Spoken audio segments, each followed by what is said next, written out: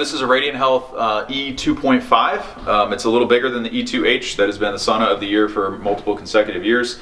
This sauna requires a 20 amp circuit, but it also, I'm sure you can see on the FLIR footage that we shot earlier, if you come inside just a little bit, you'll see that the frontal infrared coverage is pretty massive. You've got heat on each side of the door. So for both people that sit in here or one person, there's frontal infrared, there's side infrared, there's massive heaters across the back. There's feet heaters, leg heaters, calf heaters, and you've got the selectable benchtop heaters in the bench to get the underside, which is really difficult. Most saunas, that's cold.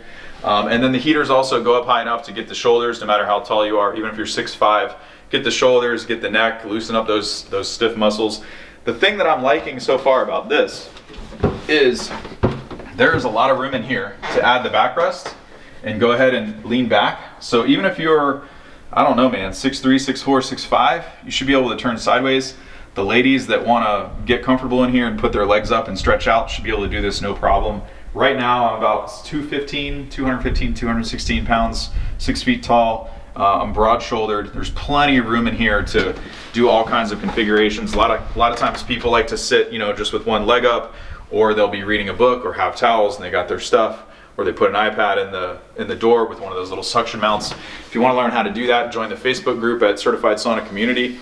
And I've got tutorials in there. If you're going to place this in a basement, cold environment, there's plenty of space in here. Like, it's bigger than the E-2H, which is a 15 amp two-person model, but it's significantly narrower, and it only has the frontal infrared on one side. This has it on both.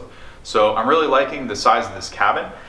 And I think this lends itself well to placing it in a cold basement or cold garage in the north, because there's enough space in front of you to add supplemental heat if you need that, because most infrared saunas struggle below 60 degrees Fahrenheit. Pretty much of any brand, they start to struggle. So you could add near infrared heat lamp bulbs in here hanging from the ceiling. You could add supplemental heat. You could go in the Facebook group and see the traditional Finnish style sauna heater that we added to one of these if you wanted to do that. If this sauna is right for you, you can call Radiant Health or go to radianthealthsaunas.com. Use coupon code MattJustice-500 for a nice discount off your purchase. And then if you need post-order support, it's in the Facebook group. Feel free to use the YouTube comments, email us, or post.